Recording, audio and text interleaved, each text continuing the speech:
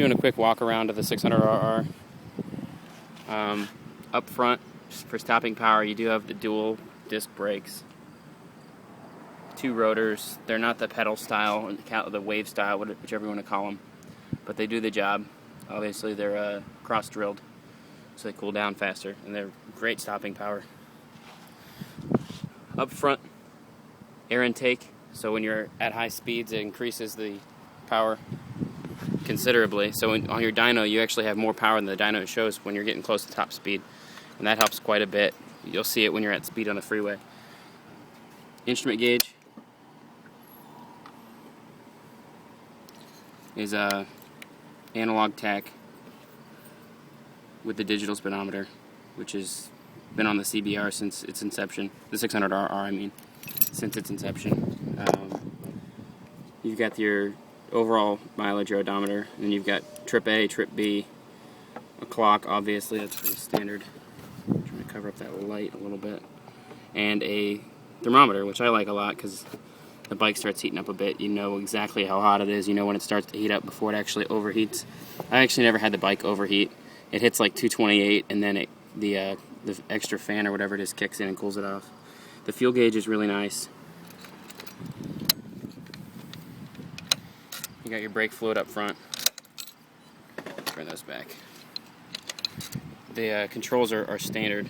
It's got the horn on the left with the turn signals, pushed in to cancel, your high beams and low beams, and then your kill switch is right here, starter, and then your throttle. The controls are all standard as far as sport bikes. You got 1 up and 1 down, 5 up, and the 6-speed right there. I like these the boot guards or the chain guard, whatever you want to call it, they have on there. Those are pretty comfortable when you're doing aggressive riding. It's nice to press your foot against that.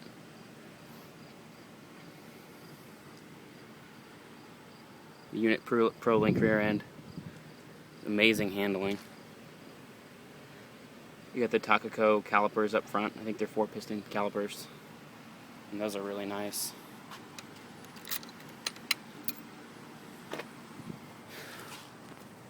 Low beams. Reach the handlebar here. Where's the fucking... There it is. You're gonna get wet. It's about to rain? I think it's gonna rain. It feels like. I'll throw a cover on it in a minute. Thanks. I like to ride around in the daytime with the high beams on for visibility. I don't like how it's 1 light is the low beams and then 2 is the high beams. I wish that they could just have both lights on for low beams and then both lights on for high beams. But that seems pretty standard on sport bikes. I don't think I've seen one that has 2 lights for low and high. So pretty minimal storage underneath your passenger seat. You're not really going to fit anything in there. I got my power commander, my Scorpio alarm, and that tiny little tool bag with an Allen wrench in it. That's really all you can fit. There's no storage on the bike for any kind of distance riding. Get a tail bag or a tank bag for that. The tank is plastic, so you can't use a magnetic tank bag on it unless you install magnets under the plastic. I've seen some people do that. I just put the tank bag on, put the strap around the steering, and then I have a bungee cord that runs down and hooks onto my frame slider on each side. And that seems to work out pretty well for me. You feel the fuel up to the little ring right here, like most sport bikes.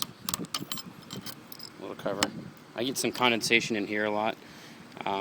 It's nothing to worry about. It hasn't corroded anything, just so if anyone notices that on their bike, I wouldn't worry about it.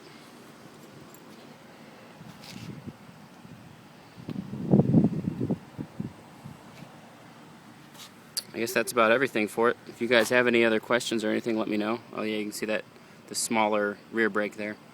You don't use your rear brake much, and it's adequate for what it needs to do. Oh yeah, little things here. The brake fluid in the rear and the brake fluid in the front are easily accessible in those. I used to think that looked goofy having the brake fluid up there, but I guess I'm used to it. Because it's like that on pretty much every big sport bike. You got your oil right here, and then there's a viewing window right in there. Radiator up front. I hope the audio quality comes out okay on this video. But if you guys have any other questions or requests, let me know.